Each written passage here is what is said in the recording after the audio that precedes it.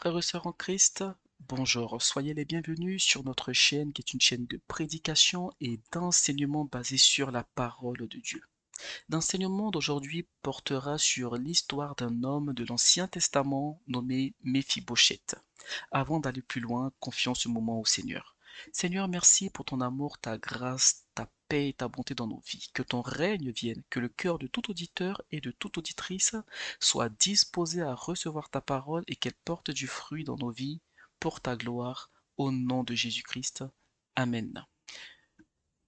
L'histoire de Méphibosheth. Donc cet enseignement est intitulé Méphibosheth, un homme combattu. Durant cet enseignement, il y aura trois grandes parties. Dans une première partie, on verra la situation de Méphibosheth et pour comprendre en quoi est-ce que ça a été un homme combattu. Dans une deuxième partie, on verra une grâce inattendue. Et ensuite, dans une troisième partie, on verra la prudence, l'importance de la prudence lorsque Dieu nous fait des grâces. Et si le temps le permet, à la fin, on finira par un témoignage. Méphibosheth. Donc, pour faire un rappel rapide de la vie de Méphibosheth, Méphibosheth était fils de Jonathan et petit-fils du roi Saül. Donc là, on parle du grand roi Saül qui a vécu au temps de David. Et donc, les choses se sont compliquées pour Méphibosheth dès lors où son grand-père et son père, donc Saül et Jonathan, ont été tués sur le champ de bataille. Et une succession d'événements est arrivée dans sa vie. Donc nous allons voir maintenant, dans cette première partie, la situation de Méphibosheth. Lisons dans Samuel, 2 Samuel chapitre 4, verset 4. Il est écrit, Jonathan, fils de Saül, avait un fils perclus des pieds et âgé de 5 ans lorsqu'arriva de Gisraël la nouvelle de la mort de Saül et de Jonathan. Sa nourrice le prit et s'enfuit. Et comme elle précipitait sa fuite, il tomba et resta boiteux. Son nom était Méphibosheth. Donc analysons un peu la situation de Méphibosheth. Méphibosheth était petit-fils de roi et fils d'un potentiel roi. Lorsque Saül était sur le trône d'Israël, était roi en Israël, son héritier était censé être Jonathan. Mais Dieu en a décidé autrement. Dieu a décidé de remplacer le roi Saül par David. Euh, David a eu une bonne relation avec Jonathan, fils du roi Saül. Et donc, un jour, le roi Saül et Jonathan sont allés en guerre et ils sont morts durant cette guerre. Et donc, lorsque la nourrice de Méphibosheth, qui avait 5 ans, lorsque sa nourrice a entendu la nouvelle de la mort du roi Saül et de la mort de Jonathan, elle a été prise de panique. Et dans la panique, elle a pris Méphibosheth qui venait d'être orphelin de père et qui venait de perdre son grand-père le même jour. Et donc sa nourrice le prend et en fuyant par inadvertance ou par, on va dire, par précipitation ou par manque de prudence, l'enfant est tombé. Et donc lorsqu'il est tombé, on ne sait pas d'où est-ce qu'il est tombé, comment il est tombé, mais on sait que la chute était quand même grave, grave à un tel point que cette chute-là a rendu Méphibosheth boiteux. Et donc, voici l'histoire d'un enfant de 5 ans qui, qui grandit, on va dire, voici l'histoire d'une personne, d'un enfant qui naît, qui grandit, et à ses 5 ans, le même jour, tout ça lui arrive. Son grand-père meurt, son père meurt, et il fait une chute qui le rend boiteux, boiteux à vie. Ce début d'histoire de Méphibosheth nous montre que il peut arriver dans notre vie où les situations peuvent aller de mal en pis. Il peut arriver dans nos vies des situations où on a l'impression que le sort s'acharne. Parce que là, on peut se dire, mais il n'était quand même pas le seul en Israël à avoir une nourrice. Pourquoi tout ça lui est arrivé? Cette succession de malheurs, le même jour. Nous, en tant que chrétiens, que devons-nous faire lorsque le sort s'acharne contre nous? Parce que là, clairement, quand on lit ce passage, on a l'impression que le sort est en train de s'acharner contre cet enfant de 5 ans. Frères et sœurs, essayons ne serait-ce qu'un seul instant de nous mettre à la place de Méphibosheth. Comment est-ce qu'on grandit le reste des années après ces événements? Comment est-ce qu'on grandit? Parce que cette situation, elle est d'une violence physique. Parce que il a été boiteux à vie, mais aussi émotionnelle, parce qu'il a perdu son père et son grand-père, et psychologique. Parce que de fil en aiguille, si Saül avait été agréable à Dieu, ça aurait été certainement Jonathan qui aurait été roi après Saül. Et si Jonathan avait été agréable à Dieu, ça aurait été probablement Méphibosheth qui aurait été roi à la place de Jonathan. Donc voici quelqu'un qui devait initialement être roi et passe du statut de potentiel roi d'Israël à un statut de quelqu'un qui a perdu son père, son grand-père et qui est boiteux à vie le même jour. Ce n'est pas facile. Alors, en tant que chrétien, il peut arriver des situations où le sort s'acharne, où on a l'impression que le sort s'acharne contre nous. Oui, nous ne sommes pas les seuls qui souffrons sur la terre, mais nous avons une grâce. Des gens du monde aussi ont souvent l'impression que le sort s'acharne contre eux dans certaines situations ou à certains moments de leur vie. Mais la grâce que nous avons, c'est que nous pouvons mettre notre espérance et notre confiance en l'Éternel. J'ouvre une parenthèse.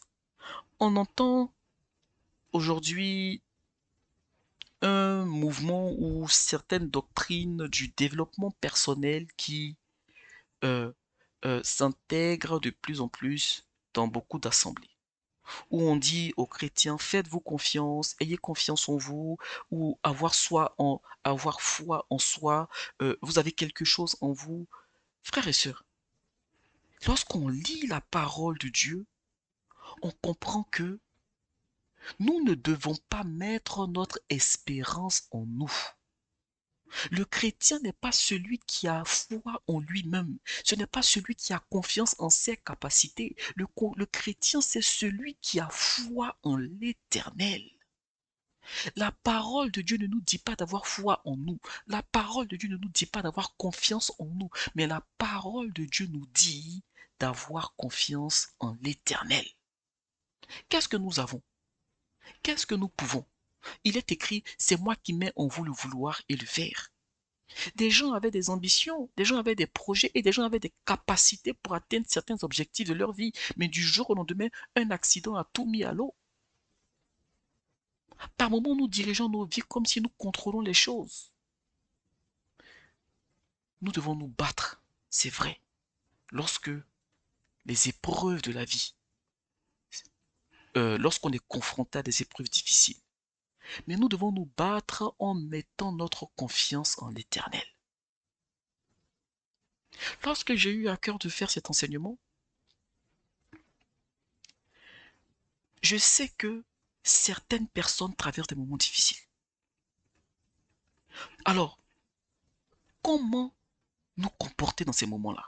Moi, je veux dire aux frères et sœurs, quels que soient les moments difficiles que vous traversez, vous allez voir la suite de la vie de Méphibosheth.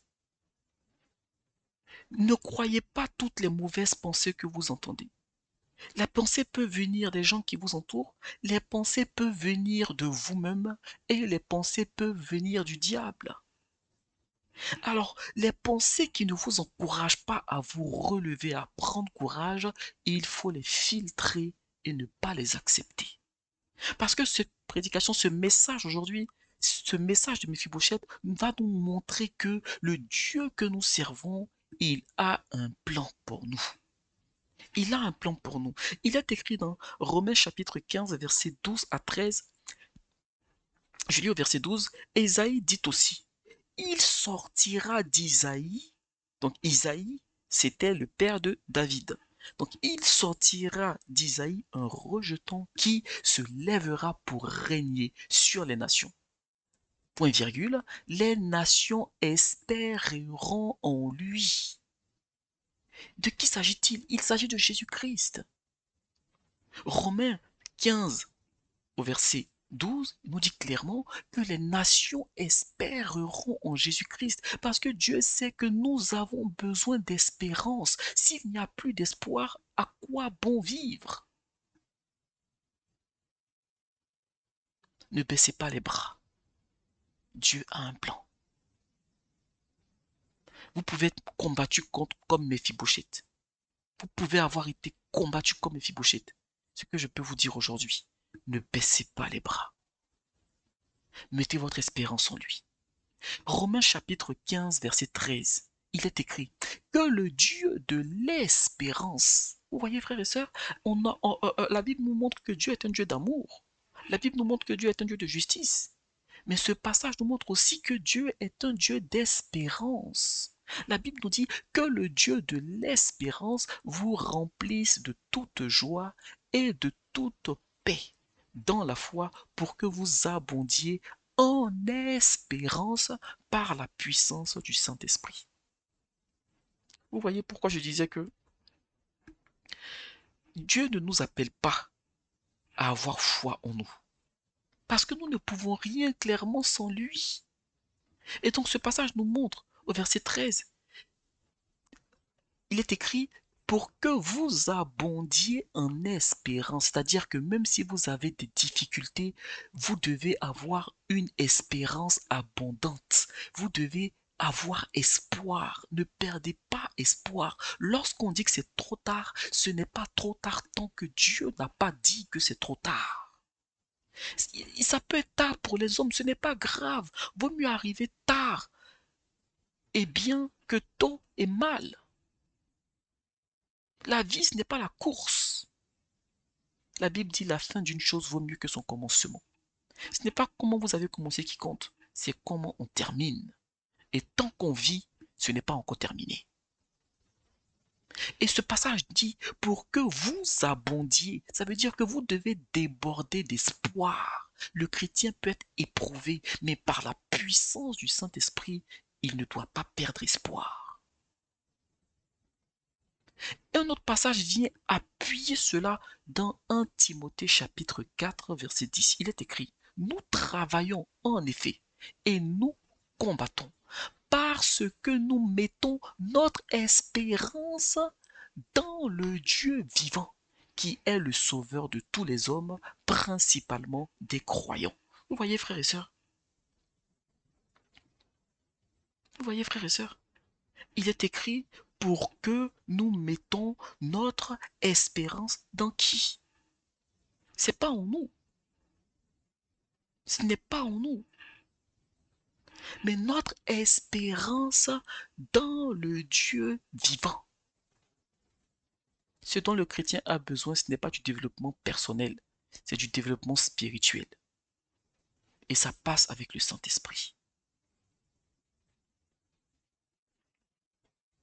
Notre espérance n'est pas en nous. Notre espérance est en Dieu, par son Saint-Esprit, par la puissance du Saint-Esprit. Que le Seigneur nous aide. Passons maintenant à la deuxième partie. Une grâce inattendue.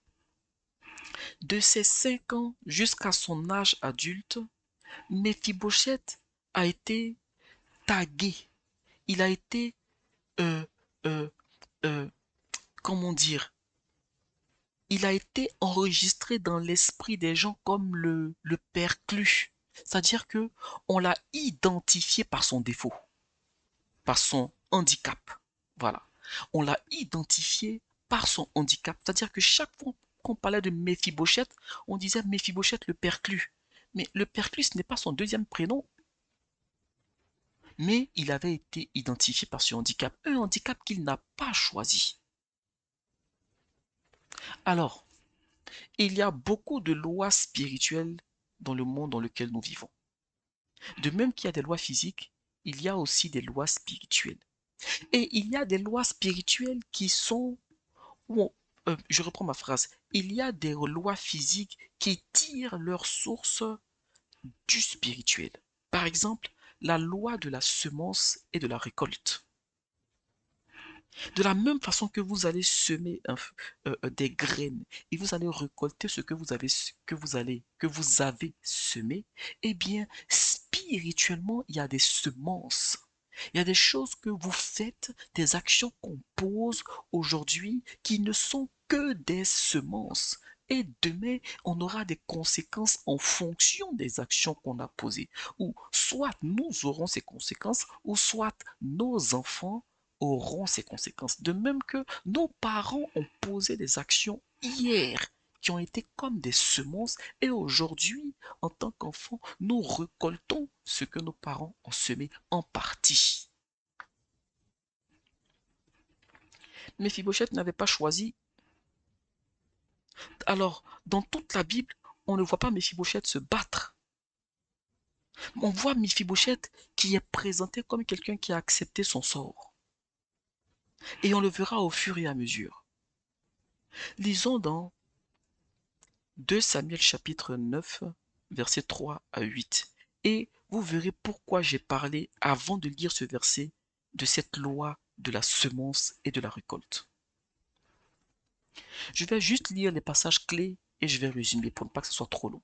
Au verset 3, il est écrit: Le roi dit, n'y a-t-il personne de la maison de Saül pour que j'use envers lui de la bonté de Dieu? Au verset 4,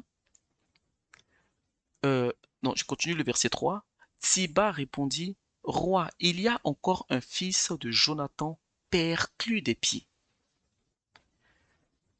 Et euh, je lis au verset 6. Et Méphibosheth, fils de Jonathan, fils de Saül, vint auprès de David, tomba sur sa face et se prosterna. David dit, Méphibosheth. Il répondit, Voici ton serviteur. David lui dit, Ne crains point, car je veux te faire du bien à cause de Jonathan ton père. Je te rendrai les terres de Saül, ton père, et tu mangeras toujours à ma table. Il se prosterna et dit, Qu'est ton serviteur pour que tu regardes un chien mort tel que moi? Frères et sœurs, la grâce inattendue. J'ai dit qu'il y a des lois. Et l'une des lois spirituelles est la loi de la semence et de la récolte. Ce qu'on sème, on le récolte. Et nous récoltons aussi ce que nos parents ont semé. Alors dans cette histoire, ce qui se passe, David étant roi en Israël, après la mort de Saül et de Jonathan, David a eu à cœur de faire du bien à quelqu'un de la maison de Saül. Et donc David a réuni les gens qu'il connaissait et il a dit, est-ce qu'il y a encore des gens dans la maison de Saül à qui je pourrais faire du bien? Et donc il y avait l'un des serviteurs de Saül qui s'appelle Tsiba. Et il faut bien retenir ce nom, Tsiba. Ce Tsiba a dit au roi David, David, roi, il y a un homme qui est fils de Jonathan, qui est perclus des pieds. Mais David ne lui a pas demandé son défaut. David a demandé, est-ce qu'il y a quelqu'un que je peux bénir? C'est tout. Et donc Tsiba dit, il y a un homme qui est perclus des pieds, il s'appelle Méphibosheth, et il vit dans telle maison à Lodébar, dans la maison de Makir à Lodébar. Euh, frères et sœurs, David va chercher, David fait appeler Méphibosheth, il arrive en face de David et David dit à Méphibosheth, je veux te faire du bien. Et donc, je te donne toutes les terres de ton père à cause de Jonathan. Frères et sœurs, si j'ouvre une petite parenthèse pour qu'on s'attarde un peu sur la situation de Jonathan. Jonathan était le fils du roi Saül. Et c'était connu en Israël que le roi Saül allait être remplacé par David. C'était connu. Mais qu'est-ce que ça voulait dire, le roi Saül remplacé par David? Le roi Saül remplacé par David. Cela signifiait que Jonathan n'allait pas être roi. Cela signifiait que Jonathan allait perdre la royauté. Jonathan en était conscient et je n'ai pas le passage exact en tête, mais il y a eu un passage dans la Bible où Saül a reproché à Jonathan de ne pas prendre position contre David. Parce que David allait remplacer le roi Saül. Le roi Saül de son vivant voulait tuer David. Mais Jonathan aurait dû regarder David comme un concurrent, comme un adversaire, comme un ennemi. Mais non, Jonathan n'a pas été jaloux du fait que David allait être roi. Jonathan n'a pas été envieux du fait que David allait être roi. Jonathan n'a pas manifesté ou n'a pas développé en lui un aigrissement ou de la haine du fait que David allait prendre sa place parce que c'est Jonathan qui était censé être roi à la mort de Saül. Mais Dieu en a décidé autrement. Nous ne sommes que des hommes. Au contraire, Jonathan a aimé David, malgré le fait que David allait remplacer le roi Saül. David n'était pas fils de Saül. Et donc cette relation avec David a été une semence.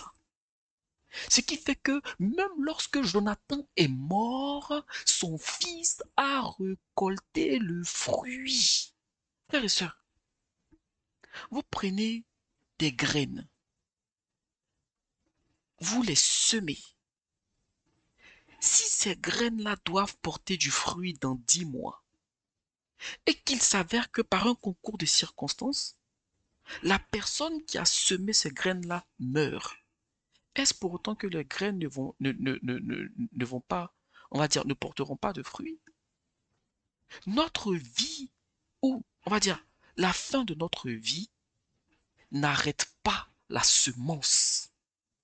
Ce qui fait que même lorsque Jonathan est mort, sa semence était encore en train de croître jusqu'à ce qu'elle sorte de terre.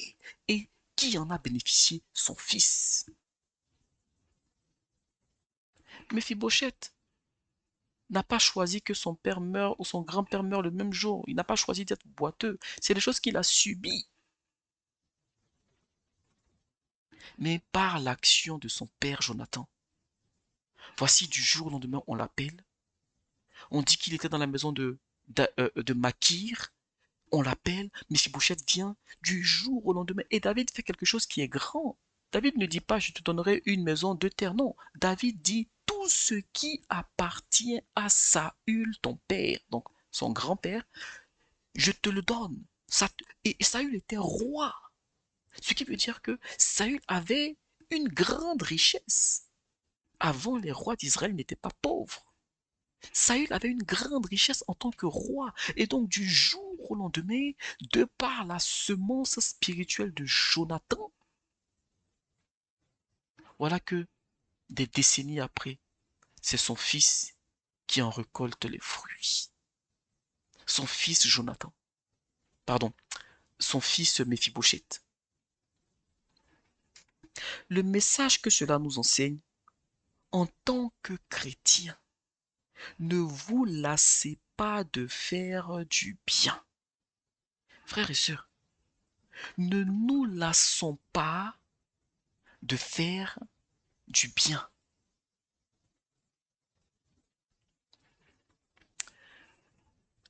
On va y revenir. Il y a aussi une chose qui se passe, c'est que lorsque David donne la bénédiction à Méphibosheth, Méphibosheth, sa réaction c'est de dire, qu'est ton serviteur pour que tu regardes un chien mort tel que moi? Vous voyez, frères et sœurs, L'image que Méphibosheth a de lui-même. Vous voyez, là où on te dit, tu es sorti d'un trou, on te met sur un trône, et le grand roi David te dit, à cause de Jonathan ton père, tu vas manger à la place du roi, tu vas manger à la table du roi, comme si tu étais un fils de roi. C'est comme si on te disait aujourd'hui, tu vas manger avec les ministres tous les jours. Là, j'aurais pu comprendre que Mephibosheth se prosterne et qu'il dit, oh, grand roi David, vraiment merci pour tout ce que tu as fait.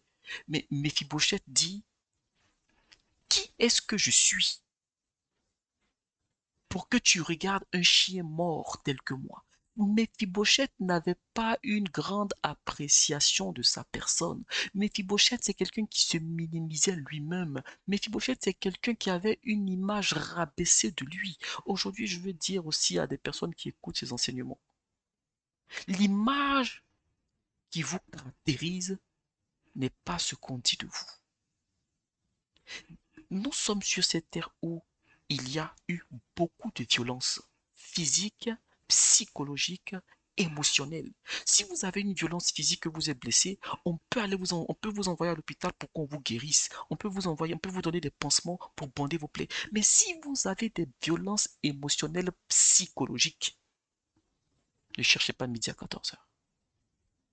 Le médecin des cœurs, c'est Jésus-Christ de Nazareth. C'est celui qui guérit le cœur blessé. La Bible dit, il n'éteindra point le lumignon qui fume et il ne brisera pas le roseau cassé. Ça veut dire que lorsque la vie vous a broyé et que vous venez à Jésus-Christ, lui, il ne va pas empirer votre situation. Il vient et il veut vous guérir. Seulement, laissez-le travailler par son Saint-Esprit. L'image que vous avez de vous n'est pas la bonne image. L'image que vous avez entendue dire de vous, ce n'est pas la bonne image. C'est comme on vous a rabaissé. Ce n'est pas ça qui vous caractérise. Ce qui vous caractérise, c'est comment votre Créateur vous voit. Ça me fait penser, si j'ouvre encore une autre parenthèse, à l'histoire de Gédéon.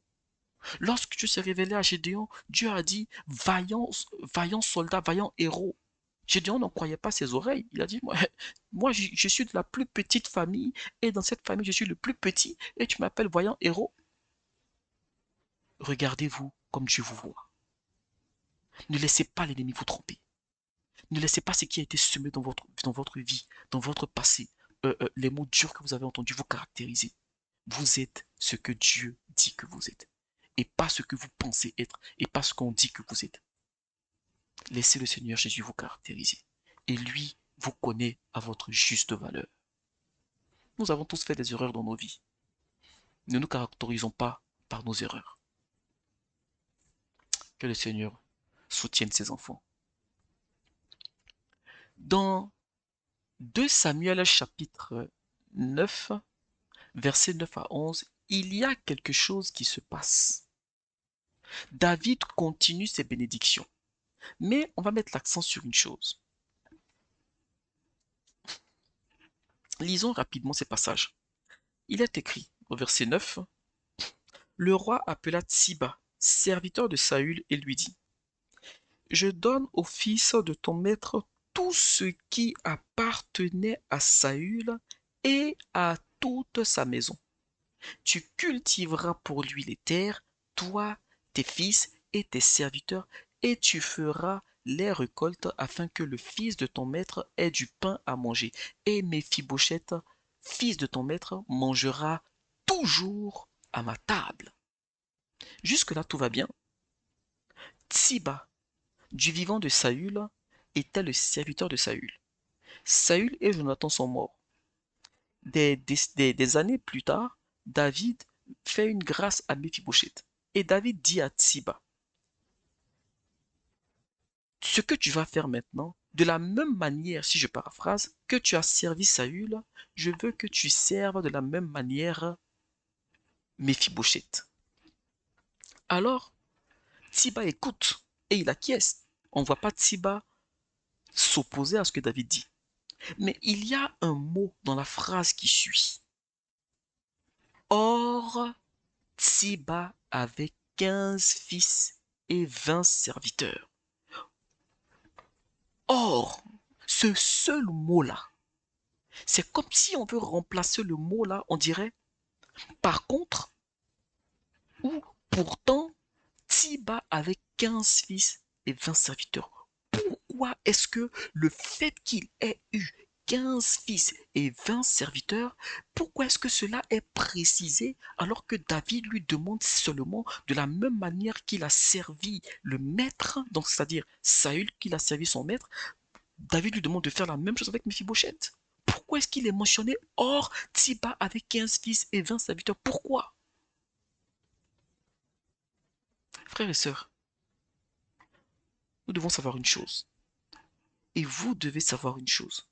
Quelle que soit la manière dont vous avez été combattu, soit comme Méphibosheth, soit pire que Méphibosheth, quelles que soient les épreuves qui vous ont atteint, quelles que soient les situations difficiles auxquelles vous avez été confrontés, lorsque Dieu décide de vous accorder sa grâce, de même que David a accordé la grâce à Méphibosheth, lorsque l'Éternel décide de vous bénir coûte que coûte, votre bénédiction ne fait pas plaisir à tout le monde.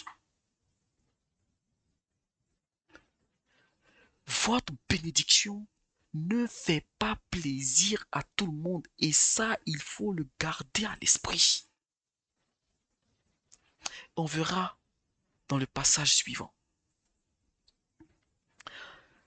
Aujourd'hui, on peut se dire, je vais mettre l'accent sur quelque chose. On peut se dire, mais frère, ce que tu dis, effectivement, Jonathan a semé et tout pour dans sa vie, dans la vie de David, et c'est son fils Méphibosheth qui a récolté les fruits. Mais nous n'avons pas tous un père Jonathan. Nous n'avons pas tous des parents qui ont fait du bien dans le passé et de bonnes semences dont on pourrait bénéficier aujourd'hui. J'ai envie de dire, si vous pensez ça, vous avez raison. Nous n'avons pas tous un père Jonathan. Nous n'avons pas tous des parents qui ont semé du bien pour qu'on en bénéficie aujourd'hui. Souvent même nous-mêmes avons des parents qui ont semé des choses dans le monde spirituel. Il y a des parents qui ont touché à l'occultisme. Et ça crée des problèmes par hérédité dans la vie de certains enfants. Eh bien, j'ai envie de dire, vous avez raison. Nous n'avons pas tout ça. Mais nous avons mieux. Nous avons Jésus-Christ de Nazareth. Si nous sommes enfants de Dieu, la Bible dit que Christ a fait de nous héritiers de Dieu et co-héritiers de Christ. Nous n'avons pas besoin d'un père Jonathan. Nous avons besoin de Jésus-Christ de Nazareth. Parce que qui a mieux semé pour ses enfants que Christ? Qui a mieux semé pour nous que l'Éternel? Car Dieu a tant aimé le monde qu'il a donné son Fils unique, afin que quiconque croit en lui ne périsse point, mais qu'il ait la vie éternelle. Jésus-Christ a semé dans nos vies. Il a semé pour que nous ayons la victoire dans les épreuves que nous traversons. Mais les bénédictions de l'Éternel sont conditionnées. Alors, si on lit dans Ésaïe chapitre 54, verset 17, il est écrit « Toute arme forgée contre toi sera sans effet. Et toute langue qui s'élèvera en justice contre toi, tu la condamneras. Tel est l'héritage des serviteurs de l'Éternel, tel est le salut qui leur viendra de moi, dit l'Éternel. » Aujourd'hui, toute âme forgée contre nous est sans effet au nom de Jésus-Christ. Pourquoi est-ce que je parle de ce passage? Parce que, vous voyez frères et sœurs, Méphibosheth, il a eu sa bénédiction par grâce de David. Mais il y a des bénédictions que Dieu vous accorde, il vous faudra vous battre pour les arracher. Il y a des bénédictions que Dieu vous donne, il vous faudra vous battre. C'est pourquoi je dis que si nous avons Jésus-Christ, nous n'avons pas besoin d'un père Jonathan. Parce que Jésus-Christ, au nom de Jésus-Christ, nous pouvons condamner toute langue qui se lèvera en justice contre nous. Et au nom de Jésus-Christ, toute arme forgée contre nous sera sans effet. Et au nom de Jésus-Christ, vous avez la possibilité d'arracher à l'ennemi ce qui vous a volé.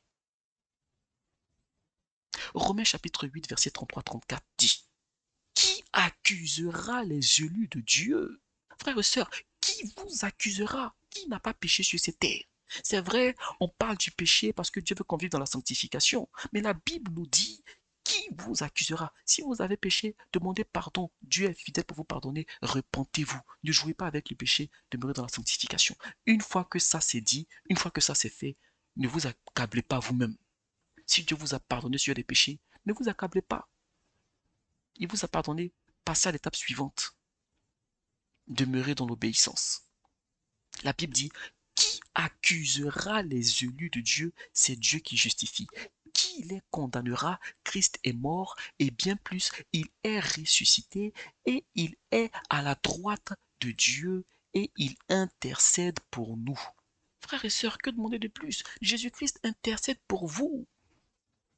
Jésus-Christ intercède pour vous.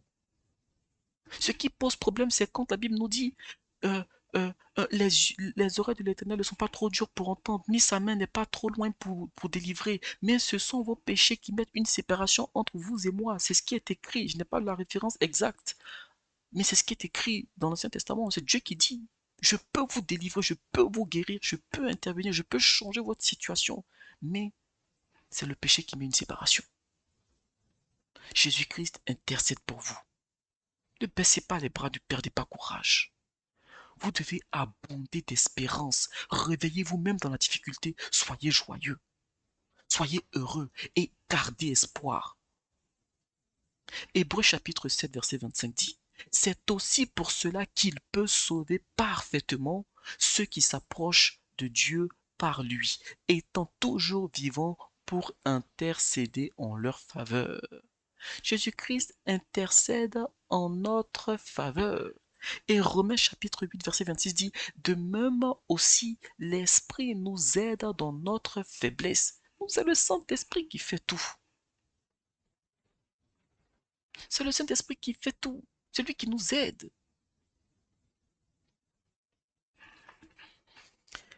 Je disais il y a quelques instants que nous ne devons pas nous lasser de faire du bien.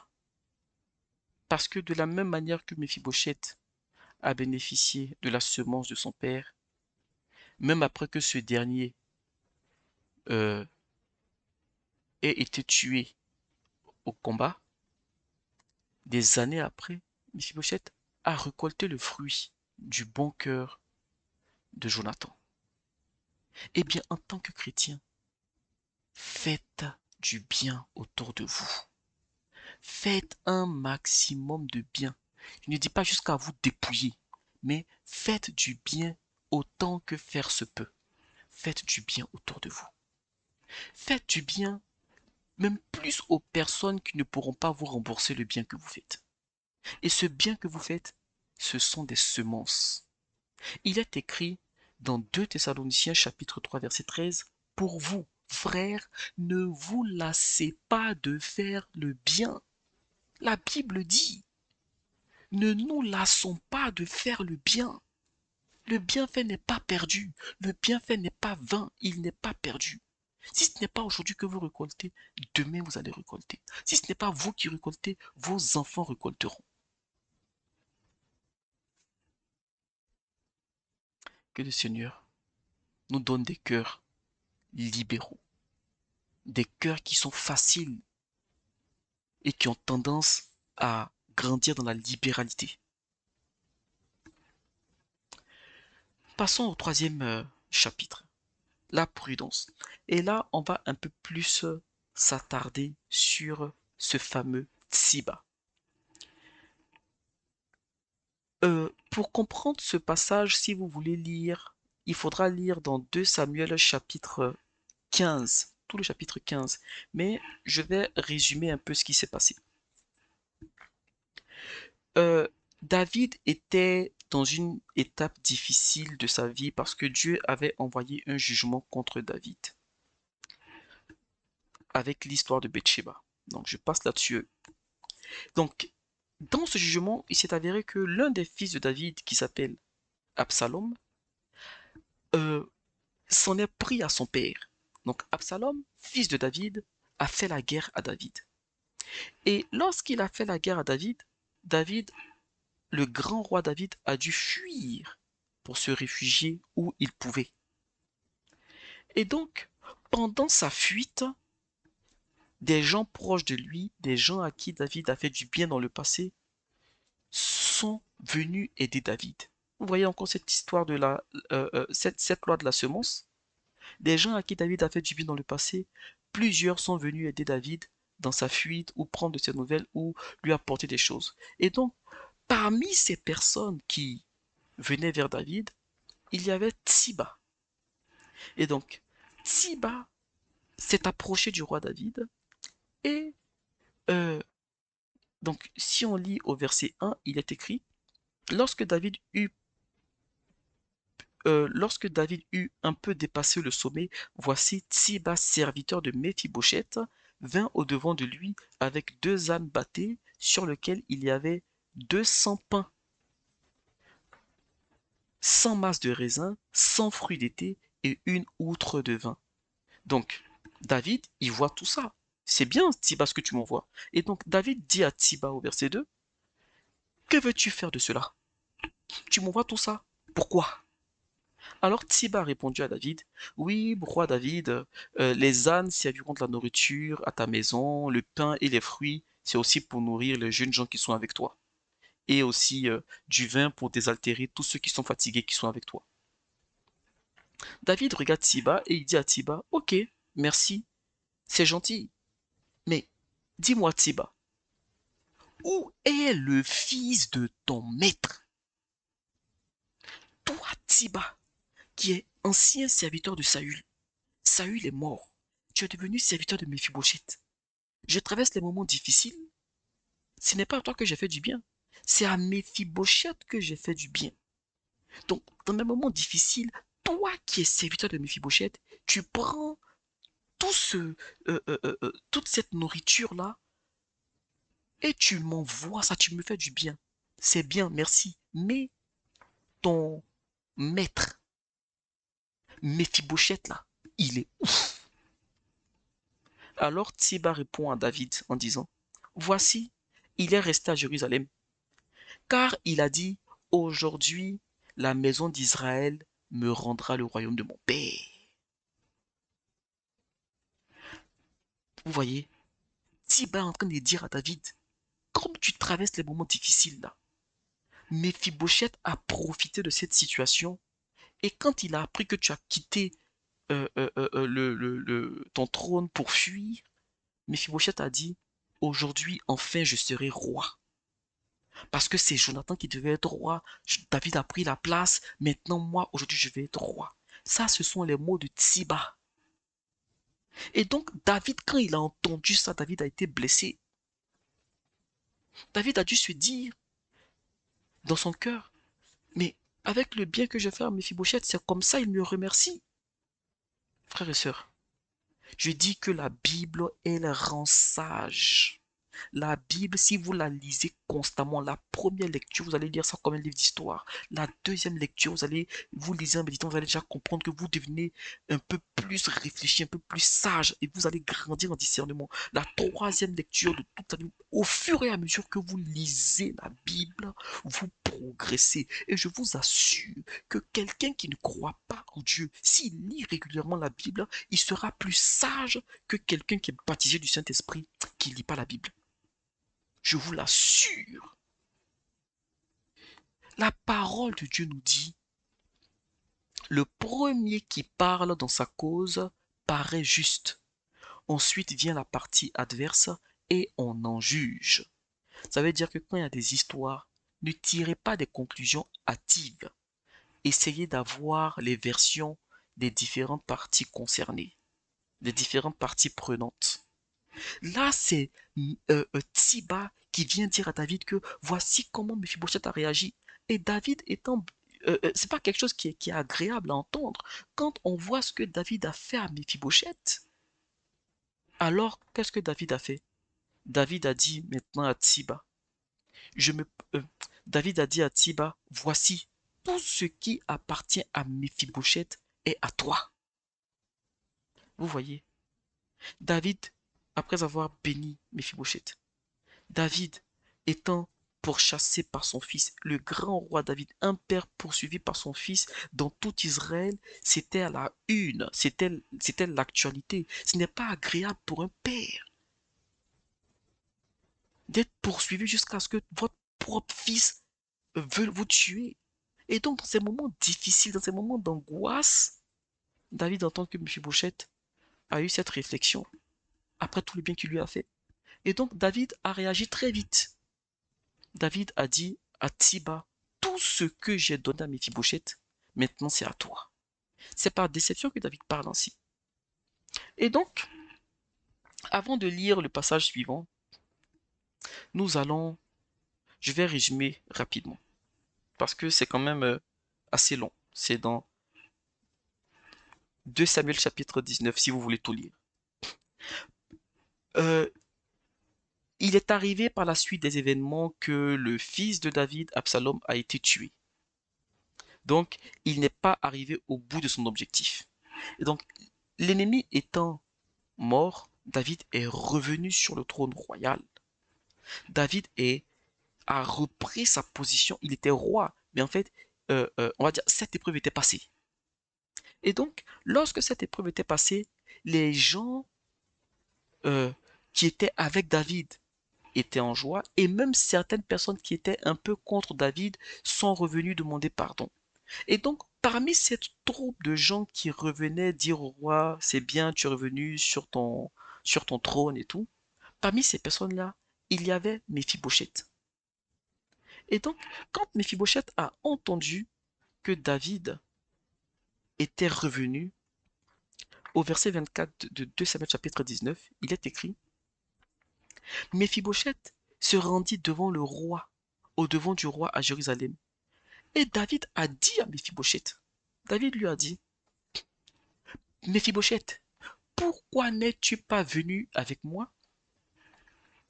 Donc David a posé la question à Méphibosheth, pourquoi est-ce que quand mon fils me poursuivait, c'est Tsiba qui est venu et toi tu n'es pas venu avec moi? Pourquoi tu n'es pas venu? Je veux comprendre. Là maintenant David demande la raison à Méphibosheth, mais David a déjà donné sa parole. Il a déjà dit à Tsiba que j'arrache tout ce qui est à Méphibosheth et je te le donne. C'est là maintenant on va découvrir la version de Méphibosheth. Alors Méphibosheth dit, ô roi, mon serviteur, là il fait référence à Tsiba. Mephibosheth dit, ô roi, Tsiba m'a trompé, car ton serviteur est boiteux. Il dit, David, Tsiba m'a trompé, tu sais que je suis boiteux. Et j'avais dit, je ferai seller mon âne et je le monterai et j'irai avec le roi David. Mais Tsiba m'a calomnié et Tsiba a dit, non, n'y va pas. Vous voyez, vous voyez, Mephibosheth est en train de nous dire que quand il a appris que David fuyait, il voulait aller vers David. Mais comme c'est quelqu'un qui est perclus des pieds, il a cette difficulté-là. Et donc, il a du mal à se mouvoir. Et donc, au moment où il allait partir, Tsiba lui a dit, non, non, non, reste, n'y va pas. Moi-même, je vais aller. Et donc, le Tsiba, il part voir David et il donne une autre version des faits. Vous voyez, frères et sœurs, la prudence. On nous avait dit plutôt, or, Tiba avait 20 fils et 15 serviteurs, quelque chose comme ça, ou l'inverse. Ça nous montre que ce Tiba-là, c'était un serpent à côté de la bénédiction. Il y a des gens, des chrétiens qui ont traversé des moments difficiles. Mais lorsque vous traversez ces moments difficiles et que Dieu vous sort de cette difficulté, n'oubliez pas, il peut y avoir des Tsiba autour de vous. Tout le monde n'est pas favorable à votre bonheur. Nous ne vivons pas dans un monde de bisounours. Que vous soyez au boulot ou ailleurs, si vous avez une promotion, soyez attentif, soyez prudent. Jésus-Christ dit, soyez prudents comme des serpents et simples comme des colombes. Ok, aujourd'hui, lorsqu'on voit cette situation, quel a été le tort de Mephibosheth? Parce qu'au final, Mephibosheth a perdu sa bénédiction. Le tort de Mephibosheth, c'est d'avoir fait confiance à Tsiba. Ok, il dit qu'il était boiteux. est que au moment où il allait seller son âne et qu'il allait partir vers le roi David, Tsiba lui a dit non, non, non, non, laisse-moi, je vais faire. Mais à ce moment-là, quand Méphibosheth est en train de raconter cette histoire, c'est ce même Méphibosheth boiteux qui a scellé son âne pour aller vers David. Ça veut dire que quand Tsiba est parti vers David, Méphibosheth aurait pu dire à Tsiba, non, non, non, non, non, le roi traverse des moments difficiles, moi-même j'irai. Ce n'est pas tout, on délègue. Ce n'est pas tout que vous devez déléguer. Même si Dieu vous donne des responsabilités qui vous bénissent, il y a des choses qui sont sensibles. Non, je vais le laisser, je vais déléguer cette tâche-là, je vais déléguer cette tâche-là. En déléguant tout, vous allez déléguer des tâches sensibles à des personnes à qui il ne faut pas déléguer. Quand Méphibosheth a fini de raconter toute cette histoire, Méphibosheth a dit à David, au verset 27, il dit, mais mon Seigneur le roi est comme un ange de Dieu. Fais ce qui te semblera bon. Vous voyez, on voit encore que Méphibosheth n'est pas un battant. Méphibosheth n'est pas quelqu'un en fait, c'est pas quelqu'un qui se bat, c'est quelqu'un qui a grandi avec cette mentalité, comme lui-même se voyait comme un chien mort. Il a grandi avec cette mentalité, ce complexe d'infériorité. Ce complexe d'infériorité. Et même quand Dieu l'a béni, il a gardé ce comportement à un tel point que il vient aller voir le roi David, c'est son serviteur qui lui dit non. Oh, Tiba n'est pas le maître, Tiba le serviteur. Il n'est pas boiteux, mais il est le serviteur.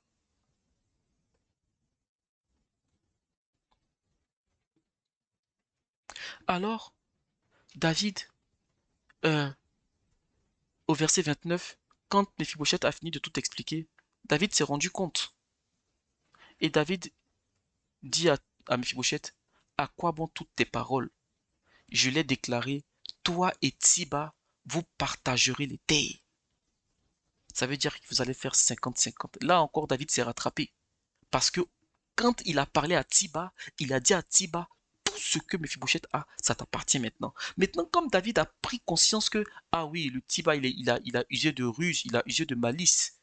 euh, bon, allez, je vais faire 50-50. Parce que j'ai donné ma parole. Avant, quand on donnait la parole, c'était une parole donnée, c'était terminé.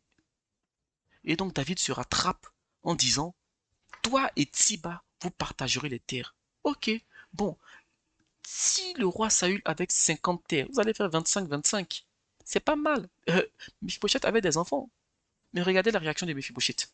Au verset 30, il est écrit, et Mephibosheth dit au roi qu'il prenne même le tout, puisque le roi mon seigneur rentre en paix dans sa maison. Mais c'est quoi ça? Vous voyez frère et sœurs la réaction de Mephibosheth? Vous comprenez maintenant pourquoi Jésus-Christ, dans la parabole des talents, il dit, à un, il a donné 5 talents, à un autre, il a donné 2 talents, et à un, il a donné un talent. Vous ne devez pas être des gens qui détestent se battre. Un chrétien, c'est un soldat.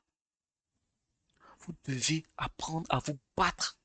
Parce que là, Mephibosheth, c'est quelqu'un qui est fataliste. C'est quelqu'un qui est, entre guillemets, complexé. C'est quelqu'un qui, en fait, comment dire, euh, ce type de personnes-là qui, moins elles en font et mieux elles se portent.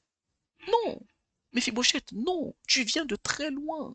Tu as été combattu depuis ton enfance. Tu ne dois pas dire à David qu'il prenne tout. Pourquoi il va prendre le tout? Tsiba, c'est quelqu'un qui a menti. C'est quelqu'un qui a usé de malice. C'est quelqu'un qui a été malhonnête. On ne peut pas donner toutes les terres à Tsiba. Personne n'a dit le contraire à Mephibosheth. Ça veut dire que même les enfants de Mephibosheth, ils viennent de perdre leur héritage là. Si Tsiba récupère toutes les terres, les enfants de Mephibosheth, qu'est-ce qu'ils auront en héritage?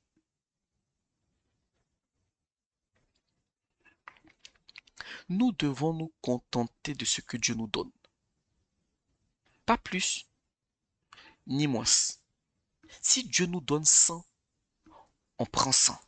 Si Dieu vous donne 50, prenez 50. Si Dieu vous donne 10, prenez 10.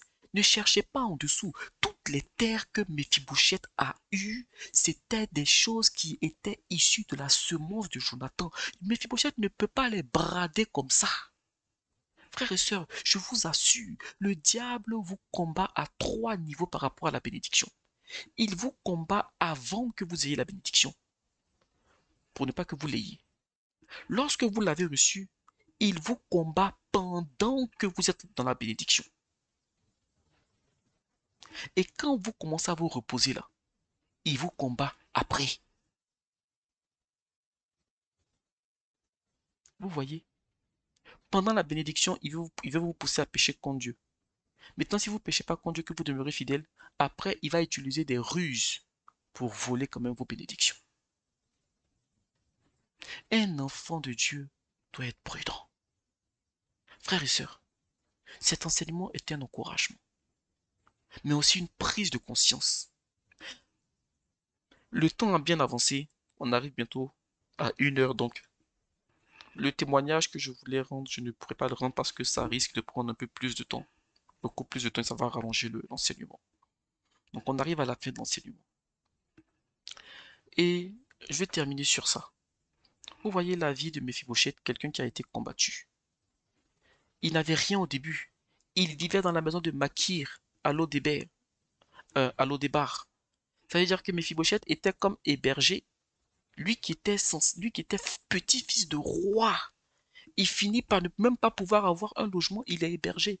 Et de son hébergement, ou entre guillemets du trou dans lequel il est, on le tire, mais il sort du trou physiquement, mais dans sa tête, il est resté comme le Méphibosheth perclus, le Méphibosheth hébergé, le Méphibosheth qui se bat pas, ou bien le Méphibosheth complexé.